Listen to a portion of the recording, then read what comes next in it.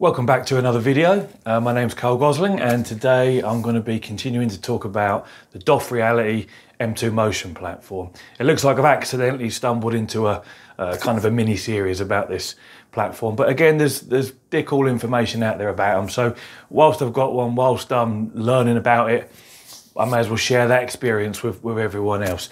Now you've seen the installation and setup video, or if you haven't, look at my videos in my sim racing playlist and you'll see it in there, where I take you through how to actually install it to the GT Omega Arc cockpit, all the hassle I had with that, all the modifications I had to make to get it to fit, in spite of it supposedly being compatible with that cockpit.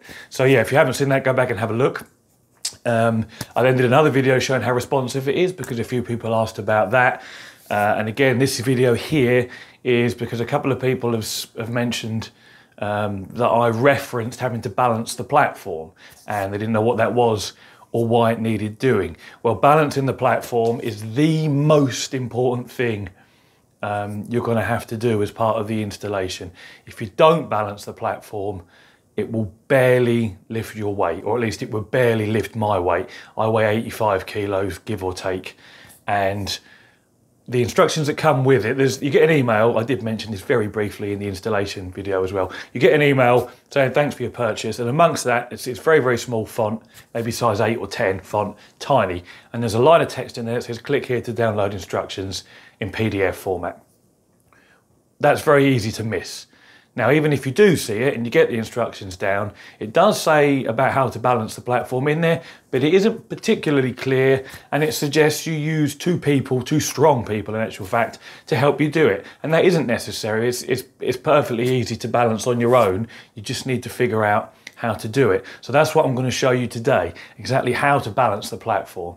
Now, Barry from the Sim Racing Garage, he's the only other person currently on YouTube that's done a review of this, and he didn't mention the balancing of the platform at all as part of his installation process, and he's really, really thorough. So I have a feeling Barry may have missed the link in the email to the installation instructions, almost like I did, and his one doesn't perform well in his video at all. The movements almost look sporadic, they don't look smooth, and it's not really a fair representation of how the platform functions, because if you watch my previous video showing how responsive it is, you can really see, how it moves and how smooth it actually is, for the price point. It's not as smooth as the Next Level Racing version 3 platform, but it's less than half the price. So it's still a great motion platform. And this is not a sponsored video. I had to pay for mine.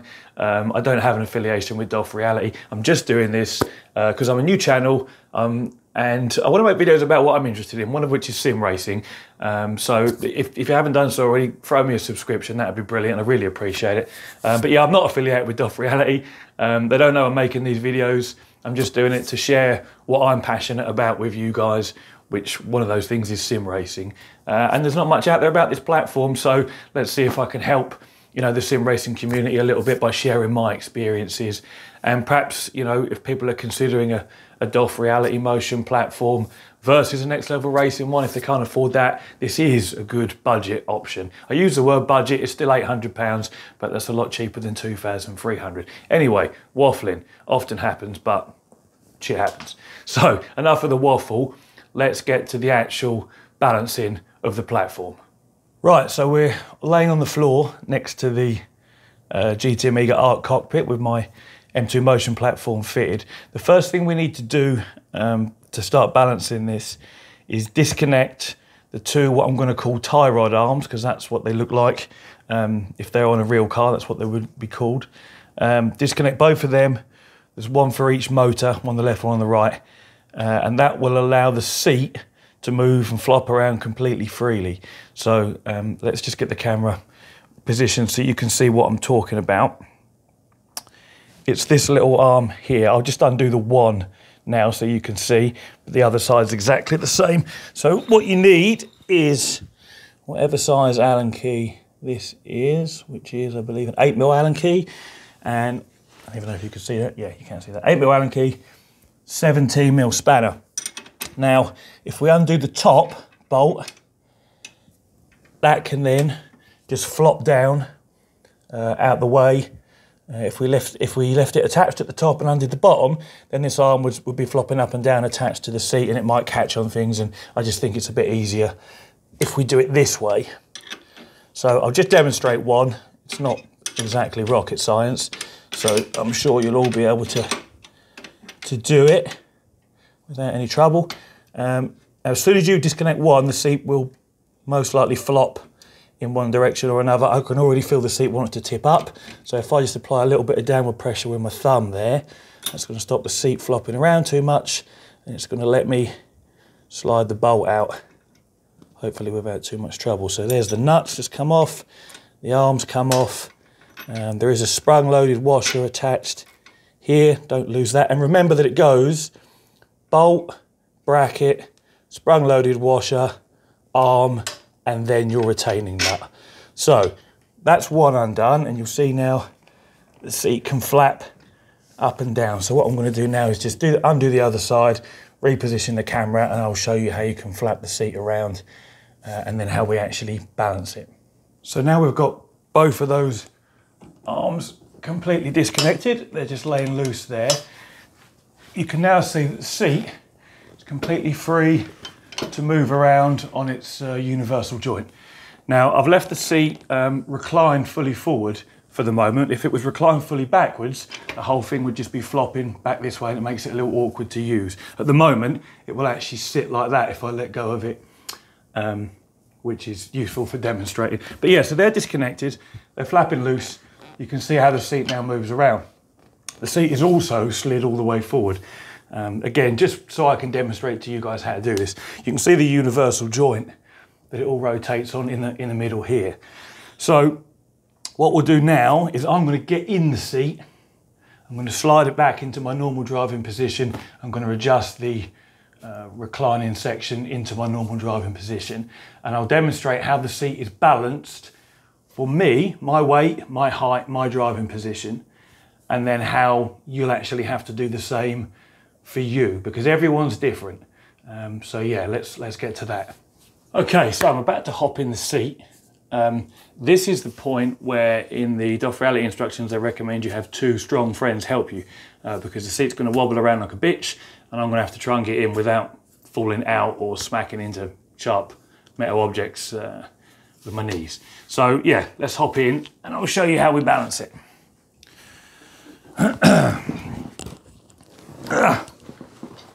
As you can see, it's a little fiddly. So, right, so this is, yeah, this is me in my normal driving position.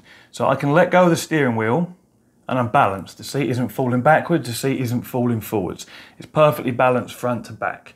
Obviously you can't balance it left to right because the seat has to be central to your steering wheel and everything else. So you're only balancing it forward and backwards.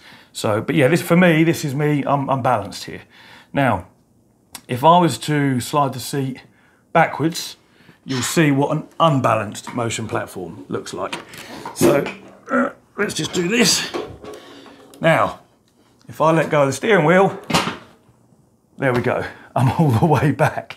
Like, this is obviously, and even with all my legs outstretched forward, look, it won't tip forwards because the seat is so far backwards beyond the centre of gravity. You know, all my weight is at the back. And this is the problem I had in the beginning with this motion platform.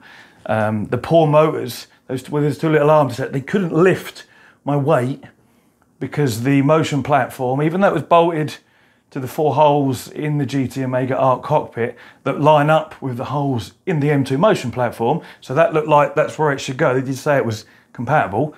You know, my seat all the way, my seat in my driving position just ended up with this happening. And I experimented with sliding the seat further and further forwards on the adjustable runners for the seat. And even with it all the way forwards, which is obviously not how I would drive, that still wasn't far enough forward to shift the balance point. The seat would still flop fully backwards like this, so it was hugely out of balance. And you know, this is why it wasn't working properly for me and why I thought it was actually faulty. So anyway, this is what an unbalanced seat looks like.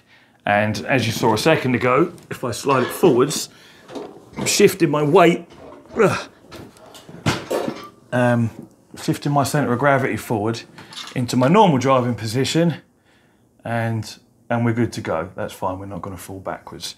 And again, if you put it too far forwards, you'll fall forwards. So it's going to be hard because my knees are going to hit shit.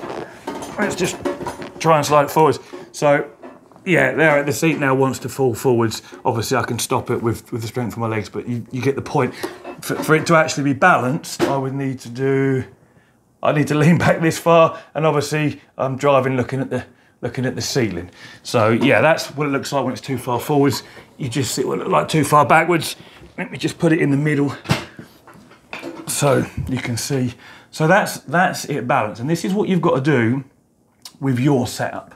If it's a GT Amiga Art like what I'm sat in, you can go watch my first video and you can see exactly where you need to bolt the motion platform to save you the trial and error of figuring out how to do it yourself. Now the actual procedure for doing it yourself is as follows. You need to sit the motion platform on whatever cockpit you've got. Don't bolt it down if you can get away with it. If you have to bolt it down because it's going to fall off otherwise, I guess you're going to have to just take a guess at where it needs to be based on your driving position and perhaps on what you can see in my videos here about how it sits in relation to where the seat sits. But ideally, just set it in position, set your seat on top of the platform, sit yourself in your driving position and see whether you fall backwards. And bearing in mind, if nothing's bolted down, you'll fall off. But you don't have to do that. You can feel when the seat's wanting to tip backwards, just because you'll have to hold on with it with your hands. So if you can just let go lightly with your fingers and it stays there, you know you're in the right position. So if you're not, which you're probably not going to be first time, that would be really lucky. Let's say you fall backwards, which is the most likely thing to occur in my very brief experience with this. What you then need to do is leave the seat exactly where it is, because you don't want to change your driving position, that's got to stay the same. You then need to slide the motion platform backwards. Now, if the seat really wants to fly back very aggressively, then move it back maybe 3 inches and then get back in, see what happens. Does it want to go backwards? Does it want to go forwards? Or have you found the balance point? Have you found the sweet spot already? But that's what you do. You slide the motion platform a little bit, maybe let's say 1 inch at a time backwards if you're ending up like this, or if you're finding yourself like this, you need to slide the motion platform forwards and just do it 1 inch at a time until you find the balance point like this, where you can let go and wiggle around a little bit and you don't, either pitch backwards or pitch forwards. And at that point, you've got your motion platform in exactly the right place in relation to where your seat is, in relation to your driving position. And at that moment, you need to either carefully get out of the seat without moving anything, or perhaps get a friend with a marker pen just to mark where the platform is on your cockpit, on your rig, and where your seat is on your motion platform. Or if maybe you can reach down and do it yourself. You might be able to, I don't know. What I didn't have anybody here, and what I actually did was fit the M2 motion platform as far back on my cockpit as it would physically go before it started hanging out the back. Again, you'll see this in my first video. And thankfully, that was, well, to be honest, that wasn't far enough back, and what I actually had to do was take the seat runners off of my fucking seat, re-drill them, and move the seat runners forward on the seat, because it still wasn't far enough back. But for me, that was a better compromise than having the motion platform hanging, 3 inches out the back of my rig, because I'm already up against the sofa. Well, I'm not up against the sofa, but I'm pretty close to it, and it's handy to be able to walk past, when you're swapping drivers and what have you in the little race wars nights that we do here. So yeah, I opted to actually re-drill the runners that bolt to the seat and put them further forward, as well as the motion platform further backwards, then giving me the adjustment I needed, then moving the balance point to where it needed to be. But yeah, so just to recap, if you pitch backwards when you sit in it, which I think is probably going to be most people's cases, unless you're particularly short, you need to move the motion platform backwards, shifting the centre of gravity backwards. If you get in and it's pitching forwards, this is with it in your normal driving position, you need to move the motion platform forwards, and that's just the motion platform. Don't move the seat. Seat stays where it needs to be for your driving position. Your cockpit stays where that needs to be. It's just the motion platform. Move the whole thing either backwards or forwards until you find that perfect balance point like I am now. So hopefully that was, let me just get out. Oh.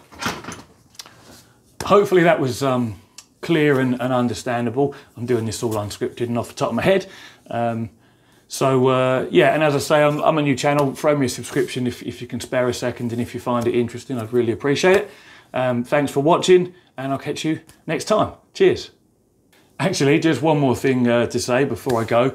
Don't forget to reattach your little tie rod arms that I showed you how to disconnect at the beginning of the video. Obviously, I haven't shown myself reconnecting those. I don't think there's any real need to. All you do is hold the seat, put the bolt through, put your sprung-loaded washer on the inside, then put your little tie rod through the bolt, or the bolt through the tie rod, however you want to look at it, and then put your lock nut back on and just nip them up tight. That's literally all there is to it. Just the reverse of what we saw earlier when I took it off. And also, if you're still watching at this point, next Friday, my video is going to be about using dampening springs on this M2 Motion platform.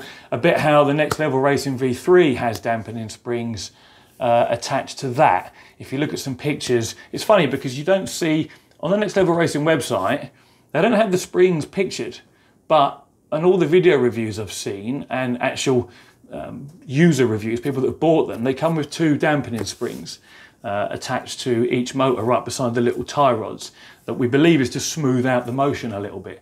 Now, I experimented with this on the DOF Reality M2 here, and it doesn't work and it can't work. And next week I'm going to explain why that is and why it does work on the Next Level Racing one. I used a variety of springs to experiment with it. But yes, that's next Friday's video. I'm going to show you the springs I've used and show you how I fitted them and explain why it doesn't work in this application, why it does in the Next Level Racing one.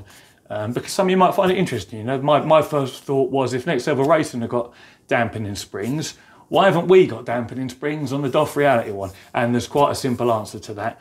And again, it comes back to balance. So if you're interested in that, tune in next Friday and I'll go through that as well. In the meantime, have a great week. What's today? I'm recording this on Monday. Have a great week. Or in fact, have a great weekend, because you're going to see this Friday. Have a great weekend. I hope you've had a great week. And I'll catch you in the next video. Take care.